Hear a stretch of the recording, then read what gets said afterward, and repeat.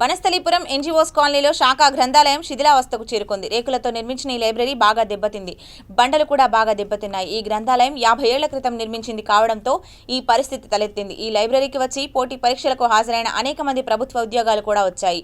ఇది ఇలా ఉంచితే ఈ గ్రంథాలయాన్ని ఇక్కడి నుంచి మరొక చోటికి తరలిస్తున్నారనే సమాచారం స్థానికులను తీవ్ర ఆందోళనకు గురిచేస్తోంది. ఈ విషయంలో ప్రభుత్వం చొరవ తీసుకుని కొత్త లైబ్రరీ నిర్మించాలని తెలంగాణ జిల్లా గ్రంథాలయ సంస్థల పెన్షనర్ల సంఘం రాష్ట్ర అధ్యక్షుడు Veerappa, incharge librarian Padma, P V Somayajulu, humans rights ప్రతినిధి పుట్టపాక సుధీర్ కుమార్, శ్రీకాంత్ రెడ్డి, చింటూ తదితరులు పాల్గొన్నారు.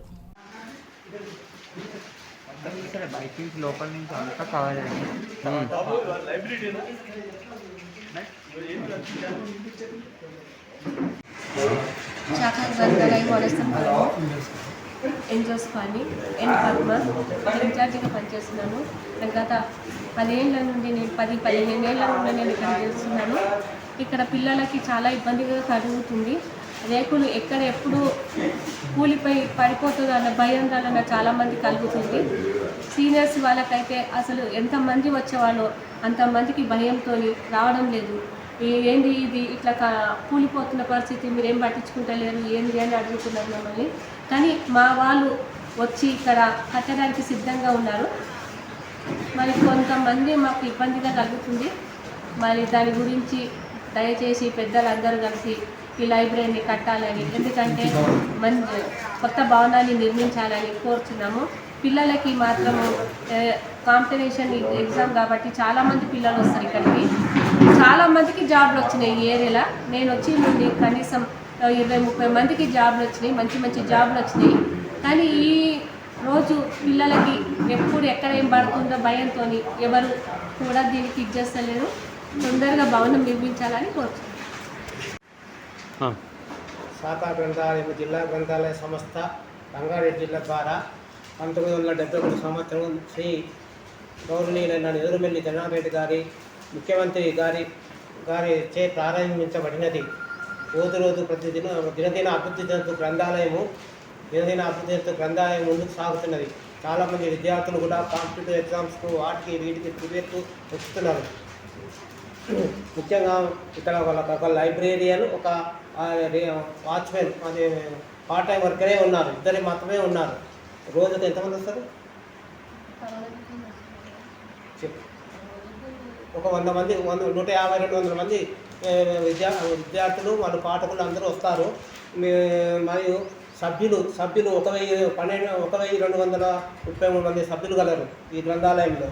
పత్రికలు 50, తెలుగు, ఇంగ్లీష్ దినపత్రికలు, వారపత్రికలు, మాసపత్రికలు మొదలైన 50 పత్రికలు వస్తున్నాయి.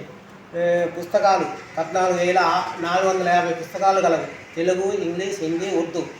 సంవత్సరానికి సందర్శకుల సంఖ్య 21 సంవత్సరానికి 19,000 గలదు.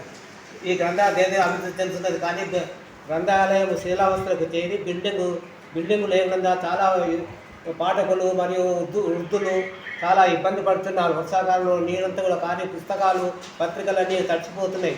కావున గ్రంథాలయ అభివృద్ధికై పిల్లలకు కాంపిటేటివ్ ఎగ్జామ్స్ నిర్మల పోటీ పరీక్షలు పడ్డాయి కదా.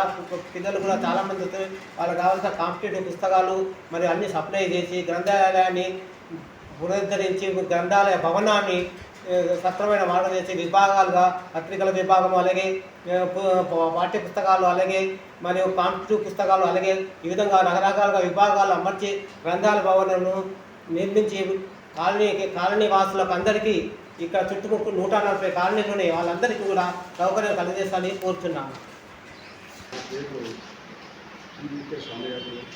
కార్యదర్శి ఎన్జీఓస్ కాలనీ వెల్ఫేర్ అసోసియేషన్